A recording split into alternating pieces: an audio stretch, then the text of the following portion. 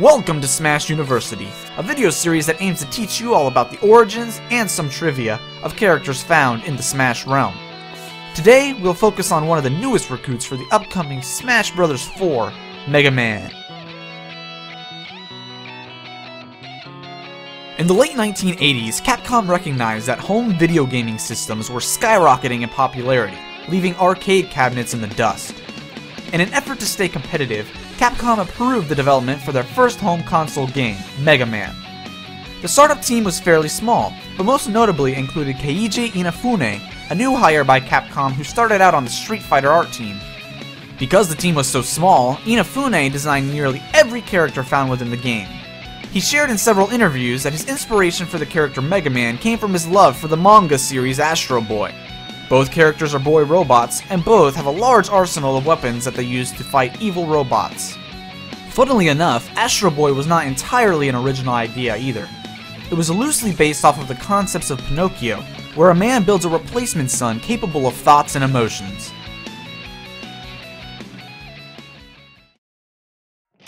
Curiously, Mega Man was not the first robot that his inventor, Dr. Light, created. He wasn't even a combat robot to begin with.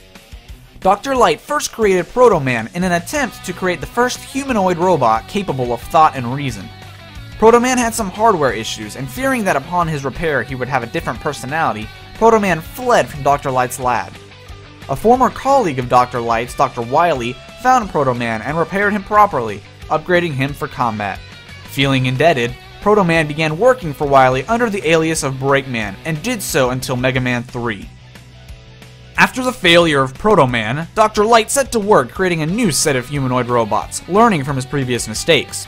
He created two new robots, a brother and sister pair, Mega and Roll. Mega was designed to be a lab assistant, while Roll was meant for household chores. With his success, Dr. Light went on to create 8 robot masters to help in industrial and construction work. But since Dr. Wily learned about Dr. Light's robot programming during his repairs on Proto Man, he used this knowledge to turn these robot masters into his pawns and use them to achieve global domination. With nowhere to turn, Mega volunteers his services to Dr. Light, who upgrades him for combat and redubs him Mega Man, stopping the robot masters and ultimately saving the world from Dr. Wily. It's no secret that in Japan, Mega Man was actually called Rockman. That's right, the brother and sister robots were called Rock and Roll.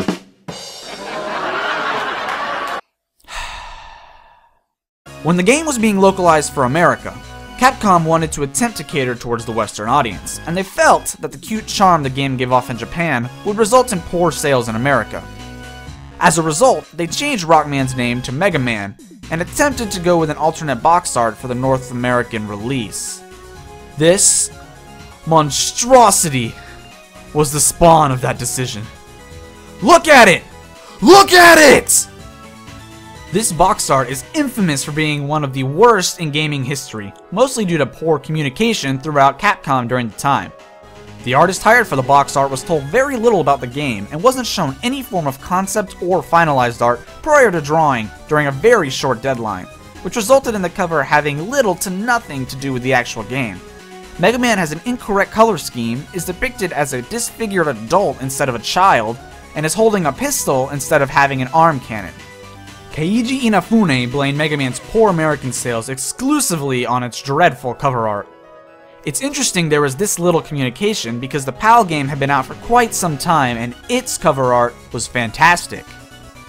Despite Mega Man selling better than Capcom had anticipated, the numbers simply did not justify immediately beginning development for a sequel.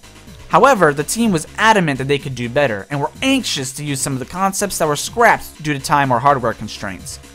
Capcom did not decline this wish, but the team was required to do work for other games and keep Mega Man's sequel development to their own time. Essentially, Mega Man 2 was not made because of its predecessor's commercial success, but because of its development team's love for the series. The team worked late into the night, often voluntarily losing sleep, to make their dream of a Mega Man sequel a reality. It's amazing that they did, because Mega Man 2 would go on to be one of the most well-received games of all time, becoming the most purchased Mega Man title and Capcom's 30th highest-selling title ever. Mega Man almost had a much more colorful name. Before Capcom decided on the moniker Rockman, several name suggestions included Mighty Kid, Knuckle Kid, and Rainbow Battle Kid because of his ability to change colors when changing weapons. Speaking of colors, Mega Man's blue getup was less of a design choice and more of a hardware limitation. The NES had very few colors to choose from, and because blue had the most number of available shades, Mega Man was made blue to take advantage of this and appear to give the character more visual complexity. The decision to call their protagonist Rockman brought along a large collection of music-inspired names. Aside from the obvious pairing of rock and roll, Proto Man's Japanese name is Blues. There's also bass, treble, beat, quince, and trombone. Yes, you heard that last one right.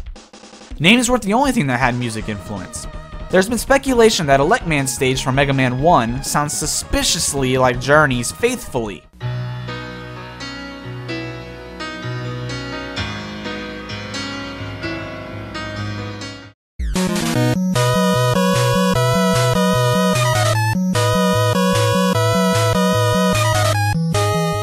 And Flashman's stage from Mega Man 2 has impressions of Metallica's Seek and Destroy.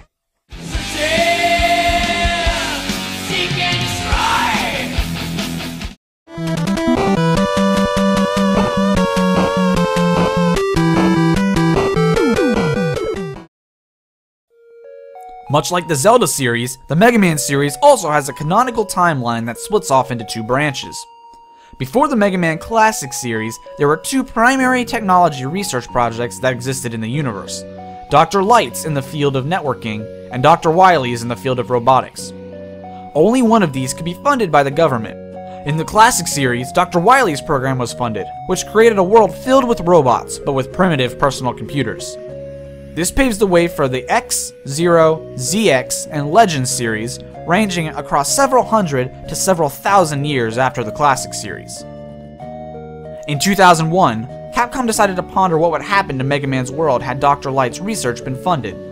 Mega Man Battle Network and Mega Man Star Force were the results of this branch in continuity, taking place in a world where the internet far exceeds the advancements of robotics. Well, that's all the time we have today. Don't forget to click that like button if you learned something new, and be ready to leave a comment with your vote for the next episode. If you're interested, we have several other Smash University videos for you to enjoy, and don't hesitate to subscribe if you want to be notified of any future videos. Thanks everyone, have a great day.